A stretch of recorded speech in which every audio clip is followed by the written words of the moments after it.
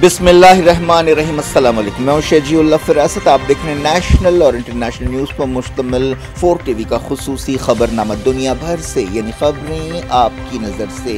Iran पर बाज़ मुश्तबा चीज़ों के ज़रिए हमले की कोशिश की गई है जिससे तनाव पैदा हुआ है और अलग अलग दावे किए गए हैं। इसके अलावा मुल्क में 102 लोकसभा सीटों पर वोट डाले गए और जमहूरी अमल, जो दुनिया का सबसे बड़ा जमहूरी अमल है, शुरू हो गया है। बाज़ जगह गड़बड़ के वाक़यात पेश आए हैं। असदुद्दीन ओवैसी ने अपना नॉमिनेशन पेपर दाखिल कर दिया है। इन खबरों की तफसील की बात करेंगे। सबसे पहले हेडलाइन।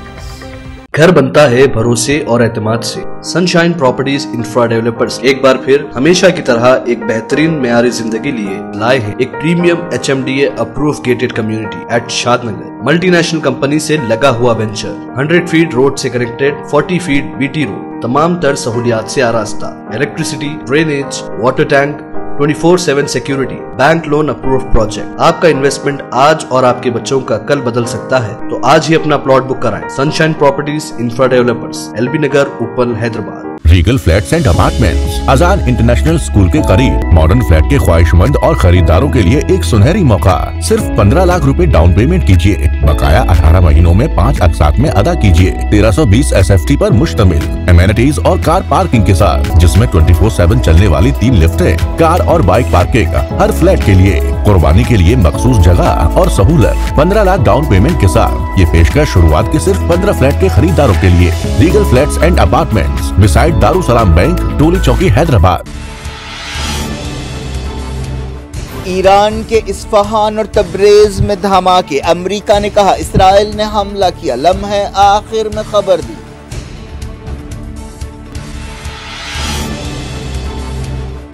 ईरान ने कहा एयर डिफेंस ने मुश्तबा चीजों को मार गिराया, न्यूक्लियर साइट्स और दूसरे मकामात बिल्कुल महफूज हैं।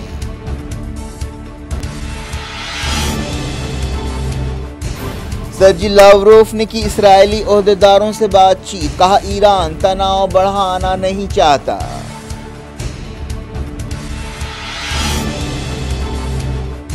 आलमी मंडियों में तेल की कीमतें बढ़ी। अमेरिका ने इसराइल में सिफारती स्टाफ से कहा नक्लो हरकत कम करे।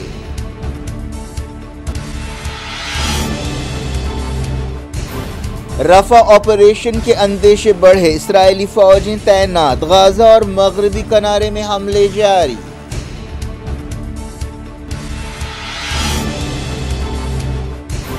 फलस्तीन को मुकम्मल रुकनियत की करारदाद। अमेरिका ने सिक्योरिटी काउंसिल में वीटो कर दी। OIC ने की मजम्मत। रियाद मंसूर ने कहा हक़ खुद इरादियत फितरी हक है।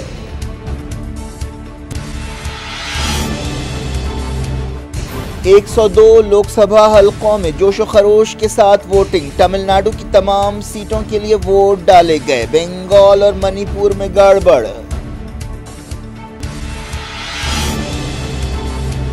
असद ओवैसी ने नॉमिनेशन दाखिल किया। माधवी लता के खिलाफ कार्रवाई न करने के लिए इलेक्शन कमीशन पर तनकीद। कहा बीजेपी उम्मीदवार माहौल बिगाड़ रही हैं।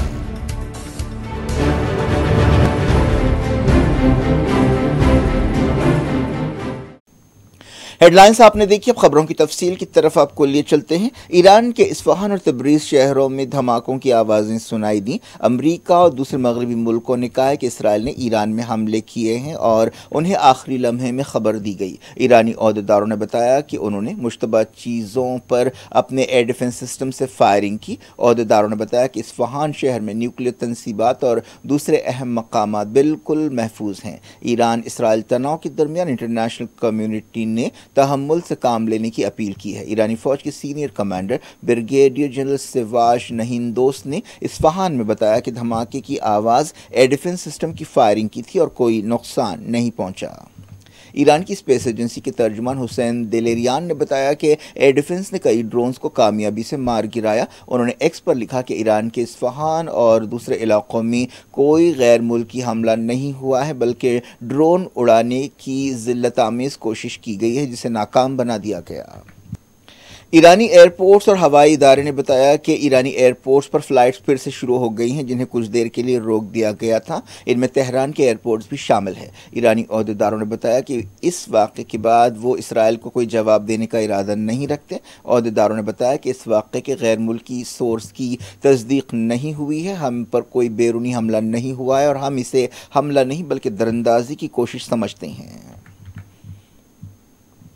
इसराइल ने इस हमले के बारे में कुछ नहीं कहा। इसराइल पिछले कुछ दिनों से मुसलसल कहता रहा है कि वो हफ्ते के हमले के लिए ईरान को जवाब देगा। अमेरिका ने कहा है कि उसे ईरान पर इसराइल के हमले के बारे में पहले से खबर दी गई थी। कई मुल्कों ने इसराइल और ईरान दोनों से कहा है कि वो तनाव न बढ़ाएं। यूरोपीय कमीशन की सदर उर्सुला वॉन डेर ने कहा कि ये बहुत ज़रूरी है कि खित्ते में इस्तेहकाम रहे और तमाम फरीक तनाव न बढ़ाएं। चाइना और अरब मुल्कों ने भी ऐसे ही बयान दिए। अमेरिका के secretary of state Antony Blinken ने, जो इटली में G7 मुल्कों की मीटिंग में हिस्सा ले रहे हैं, कहा कि G7 मुल्क इसराइल और ईरान के दरमियान तनाव में कमी की कोशिशों के पाबंद हैं। उन्होंने कहा कि हम इसराइल की सिक्योरिटी के पाबंद हैं। G7 मुल्क ईरान को जवाबदेह बनाना चाहते हैं। अमरीकी अहदेदारों ने बताया कि इसराइल के एक मिसाइल ने ईरान में हमला किया। बाज़ वीडियो सामने आए हैं जिनमें देखा जा सकता है कि रात के वक्त आसमान में धमाका हो रहा है। इस्फहान में एक बड़ा हवाई अड्डा है, मिसाइल तैयार करने वाला कॉम्प्लेक्स है और कई न्यूक्लियर तंसीबात भी हैं। ईरान में पहले से चौकसी इख्तियार की गई थी। ईरान के सदर इब्राहिम रईसी ने, जो समनान सूबे के दौरे पर हैं, एक तकरीर की, लेकिन उन्होंने इसराइली हमले का कोई जिक्र नहीं किया। रेवोल्यूशनरी गार्ड्स के तर्जुमान ने कहा कि दिमूना पावर प्लांट को नुकसानात के बारे में दावे झूठे हैं। उन्होंने कहा कि ये दुश्मन के नफ्सियाती ऑपरेशन का हिस्सा है। ईरान के सदर इब्राहिम रईसी ने सनमान सूबे में खिताब करते हुए कहा कि ईरान जोश, हौसले और अज़्म की लड़ाई लड़ रहा है और कामयाबी हासिल करेगा। और उन्होंने कहा कि ऑपरेशन सच्चा वादा से हमारी ताकत, इत्तेहाद और फौलादी अज़्म का इजहार हुआ है। रशिया ने इसराइल और ईरान के अहदेदारों से बातचीत की है। रशिया के वज़ीर ख़ारजा सर्जी लावरोफ ने कहा है कि उन्होंने इसराइल के ज़िम्मेदारों से बातचीत की है और कहा है कि ईरान तनाव बढ़ाना नहीं चाहता। मिडल ईस्ट के हालात का असर ऑयल मार्केट्स पर पड़ने लगा है। बताया गया कि तेल की कीमतों में इजाफे का रुझान देखा गया। तमाम मार्केट्स में तेल की कीमतों में इजाफा हुआ, जिनमें Tokyo, Seoul, Taipei, Hong Kong, Shanghai वगैरह शामिल है। इसराइल में अमेरिका के सफारत खाने ने अपने मुलाजमीन से कहा है कि वह अपनी नक्लो हरकत को कम करें। एक एडवाइजरी में कहा गया कि स्टाफ तेल अवीव, यरूशलेम, बीरशेबा में ज़्यादा सफ़र न करे। सफारत खाने ने कहा कि पेचीदा सिक्योरिटी माहौल की वजह से हालात तेज़ी से बदल रहे हैं। बाज़ खबरों में कहा गया कि सीरिया में भी हमले हुए हैं। सीरिया की सरकारी न्यूज़ एजेंसी साना ने फ़ौजी अहदेदारों के हवाले से बताया कि साउथ सीरिया में एयर डिफेंस साइट्स पर कुछ नुकसान हुआ। इस बारे में तफसील मालूम नहीं हो सकी। पुलिस में तनाव के दरमियान रफ़ा में इसराइल के ऑपरेशन के अंदेशे बढ़ते जा रहे हैं। मालूम हुआ कि इसराइली फ़ौजें रफ़ा के करीब तैनात हैं। इन सिपाहियों ने रफ़ा के करीब खेतों को तबाह किया। गाज़ा सिटी के शेख रिजवान, नुसैरात और अशती कैंप पर हमलों में बाज़ हलाकतों की खबर है। 7 अक्टूबर के बाद से गाज़ा में इसराइल के हमलों में अब तक 34,000 फ़लस्तीनी जान बहक हो चुके हैं। अमेरिका के secretary of state Antony Blinken ने यह बात दोहराई है कि अमेरिका रफ़ा ऑपरेशन की तायद नहीं करता। इस मसले पर इसराइल और अमेरिका के दरमियान इख्तलाफात पाए जाते हैं। ब्लिंकन ने कहा कि गाज़ा सीज़ फायर में नाकामी के लिए हमास जिम्मेदार है। उन्होंने इटली में G7 मुल्कों की कॉन्फ्रेंस के मौके पर यह बात कही। एक दिन पहले कतर ने कहा था कि वो गाज़ा जंगबंदी के बारे में बातचीत की नाकामी की वजह से मुसालहतकार की हैसियत से अपना किरदार छोड़ने पर गौर कर रहा है। कतर के वज़ीर ख़ारजा और वज़ीर आज़म ने यह भी कहा था कि बाद सियासतदान सीज़ फायर की बातचीत को नाकाम बनाने के लिए ज़िम्मेदार हैं। इसराइली फ़ौज ने मगरबी किनारे में ताज़ा हमले किए हैं। बताया गया कि जुमेरात की रात और जुमे की सुबह इन कार्रवाइयों के दरमियान झड़पें हुई। अल खलील, रामल्ला, नाबलस, तलकारम और दूसरे मकामात से झड़पों की खबरें मिली हैं। इस दौरान कई फ़लस्तीनियों को गिरफ्तार भी किया गया। इसराइली फ़ौज ने कहा है कि उसने लबनान के इलाके आयत शबाब में हिजबुल्लाह की फ़ौजी इंफ्रास्ट्रक्चर को नुकसान पहुंचाया। 7 अक्टूबर को गाज़ा जंग शुरू होने के बाद से इसराइली फ़ौज और हिजबुल्लाह के दरमियान लड़ाई और झड़पें जारी हैं। यूनाइटेड नेशंस ने कहा कि गाजा जंग में अब तक 10,000 से ज़्यादा औरतें जाँ बहक हुई हैं। यूनाइटेड नेशंस की औरतों से मुतल्लिक़ शाख ने यह बात बताई। यूएन वुमेन ने बताया कि इनमें 6,000 औरतें ऐसी माएँ हैं जिन्होंने 19,000 यतीम बच्चे छोड़े हैं।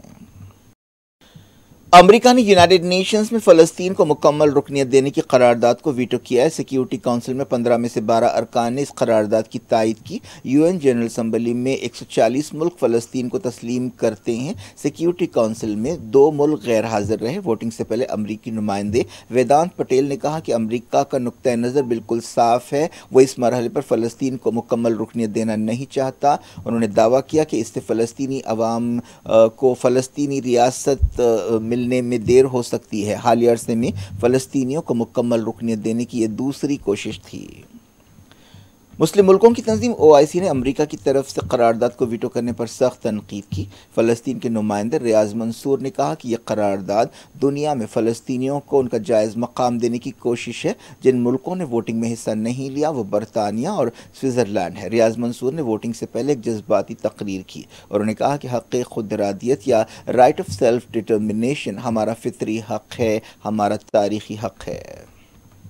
इसराइली वज़ीर ख़ारजा इसराइल काटस ने वोटिंग के बाद कहा कि एक शर्मनाक तजवीज़ को रद्द कर दिया गया। दहशतगर्दी को इनाम नहीं देना चाहिए। सिक्योरिटी काउंसिल 2 रियासती हल की हामी है। OIC ने सिक्योरिटी काउंसिल की नाकामी पर अफसोस का इजहार किया और निशानदही की कि फ़लस्तीनियों की नस्ल कुशी जारी है। OIC ने कहा कि अमरीका के वीटो के ज़रिए यूनाइटेड नेशंस के चार्टर की खिलाफ वर्जी की गई है। सऊदी अरब ने फ़लस्तीनियों को हक़ खुद इरादियत देने की तायद की। जॉर्डन ने भी अमरीकी वीटो पर अफसोस का इजहार किया। पाकिस्तान के कराची शहर में गैर मुल्की शहरियों के काफ़िले को निशाना बनाने की कोशिश की गई। इस कोशिश के ज़िम्मेदार 2 दहशतगर्द खुदकुश हमले में हलाक हो गए। इस वाक़े में 2 सिक्योरिटी गार्ड्स और एक रास्ता चलने वाला शख्स ज़ख्मी हुआ। पुलिस ने बताया कि 5 गैर मुल्की इस काफ़िले में सफ़र कर रहे थे। 5 महफूज रहे। हाल ही में पाकिस्तान में चाइनीज़ इंजीनियर्स और सिविलियंस को निशाना बनाने के बाद वाक़यात पेश आए हैं। ऐसे हमलों के लिए पाकिस्तान अक्सर इंडिया की तरफ उंगली उठाता है।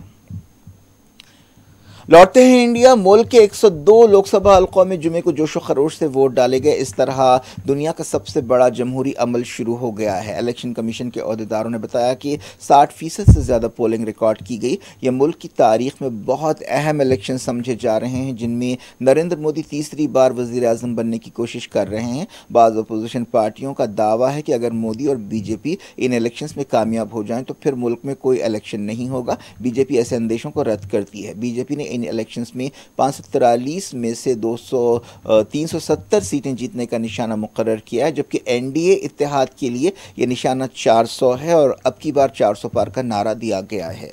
दूसरी तरफ अपोजिशन पार्टियों का कहना है कि ये इलेक्शन जमहूरियत और दस्तूर को बचाने के लिए है। राहुल गांधी ने कहा है कि ये 2 नज़रियात की लड़ाई है और BJP इंडिया के नज़रिए पर हमला कर रही है। 7 मरहलों में ये इलेक्शंस हो रहे हैं। जुमे को 21 रियासतों और मरकज़ी इलाकों में पहले मरहले के तहत वोट डाले गए।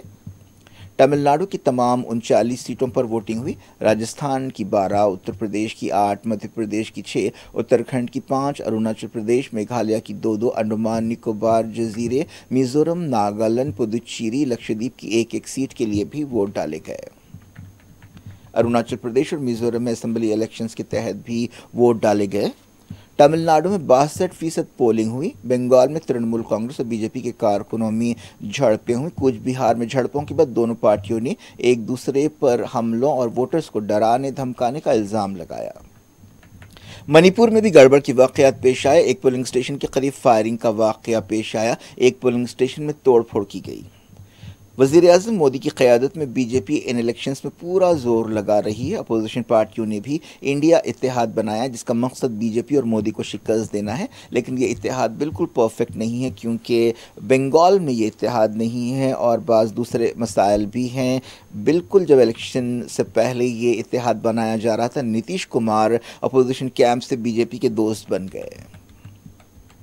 हैदराबाद में सदर मजलिस और हैदराबाद के रुकन पार्लियामेंट असदुद्दीन ओवैसी ने अपना नॉमिनेशन दाखिल किया। इलेक्शन कमीशन ने एक दिन पहले चौथे मरहले के इलेक्शन के लिए नोटिफिकेशन जारी किया था। चौथे मरहले में तेलंगाना की 17 सीटों पर वोट डाले जाने वाले हैं, जिनमें हैदराबाद भी शामिल है। उसी दिन आंध्र प्रदेश में भी वोटिंग होगी। ये वोटिंग 13 मई को होगी और उन्होंने तारीखी मक्का मस्जिद में जुमे की नमाज अदा की और उसके बाद एक रैली की शक्ल में रवाना हुए। असम्बली में मजलिस के फ्लोर लीडर अकबरुद्दीन ओवैसी और दूसरे MLAs और MLCs भी उनके साथ थे। रास्ते में कई जगह असदुद्दीन ओवैसी का इस्तकबाल किया गया। असदुद्दीन ओवैसी ने अपनी मुखालिफ उम्मीदवार बीजेपी की माधवी लता पर तनकीद करते हुए कहा कि वो हैदराबाद की गंगा जमनी तहजीब को बिगाड़ने की कोशिश कर रही है और उन्हें हैदराबाद में सरगर्मी से मुहिम चलाई। असदुद्दीन ओवैसी ने माधवी लता के खिलाफ कार्रवाई ना करने के लिए इलेक्शन कमीशन पर तनकीद की। माधवी लता ने रामनवमी के दिन एक रैली के दौरान सिद्दी अंबर बाजार की मस्जिद की तरफ एक इशारा करते हुए तीर चलाया था, जिस पर एक तनाज़ा पैदा हुआ। उन्होंने इसके लिए माफ़ी भी मांगी है।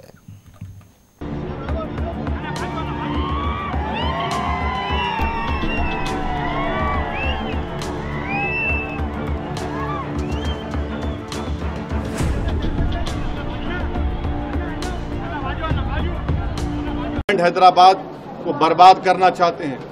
तेलंगाना की पीस और प्रॉस्पेरिटी के लिए पीस जरूरी है।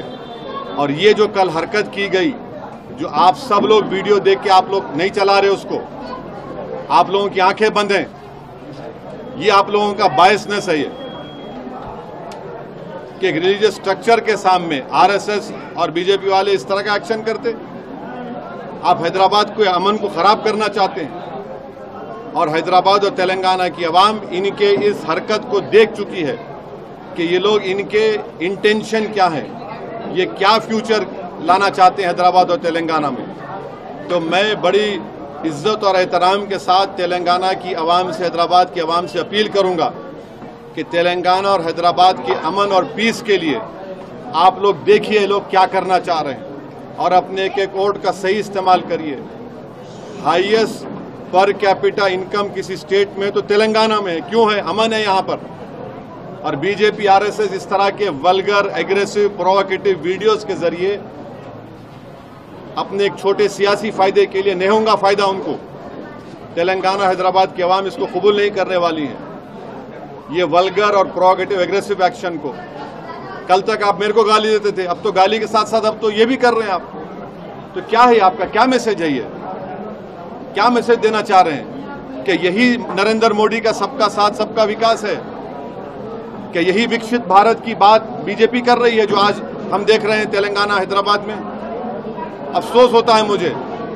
चुनाव अपनी जगह पर है, मगर चुनाव से बड़ी चीज हैदराबाद और तेलंगाना का अमन है, पीस है, यहाँ की ब्रदरहुड है, यहाँ की फ्रेटर्निटी है, जो आप लोग खराब करना चाहते हैं उसको। मुझे यकीन है कि 13 मई के दिन तेलंगाना और हैदराबाद की आवाम तेलंगाना के पीस के दुश्मन के खिलाफ वोट देंगे, जो बीजेपी RSS है। सर, कल तमिलनाडु में इलेक्शंस है, तो आप क्या करना चाहेंगे? आप क्या कुछ हो रहा है आपकी दुनिया में? आखिर में हेडलाइंस दुनिया भर से एक बार फिर देखते हैं।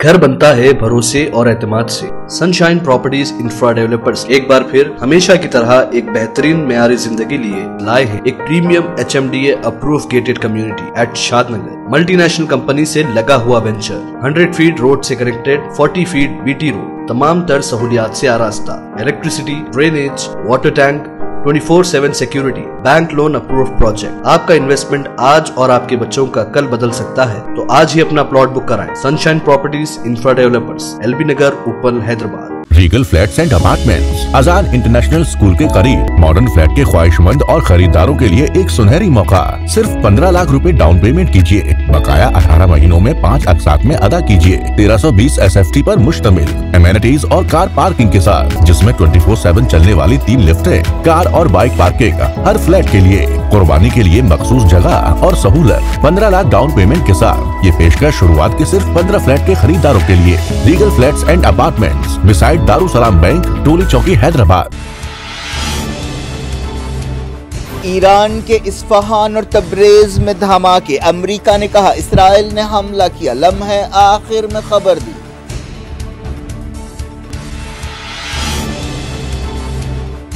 ईरान ने कहा एयर डिफेंस ने मुश्तबा चीजों को मार गिराया, न्यूक्लियर साइट्स और दूसरे मकामात बिल्कुल महफूज हैं।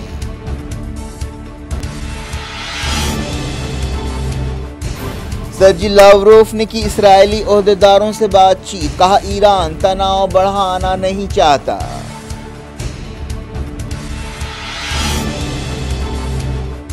आलमी मंडियों में तेल की कीमतें बढ़ी, अमेरिका ने इसराइल में सफारती स्टाफ से कहा नक्लो हरकत कम करे।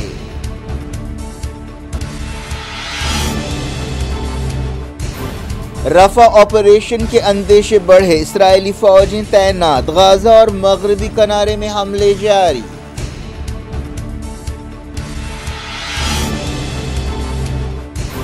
फलस्तीन को मुकम्मल रुकनियत की करारदाद, अमेरिका ने सिक्योरिटी काउंसिल में वीटो कर दी, OIC ने की मजम्मत, रियाद मंसूर ने कहा हक़ खुद इरादियत फितरी हक है।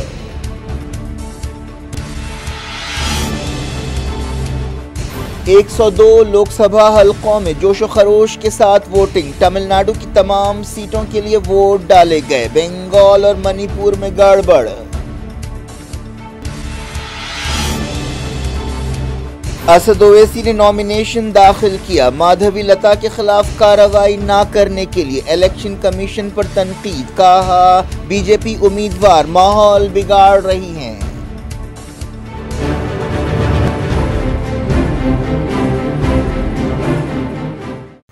ये थी आज की खबरें। रेडियो फरासत को दें इजाजत और अपना बेहद ख्याल रखें।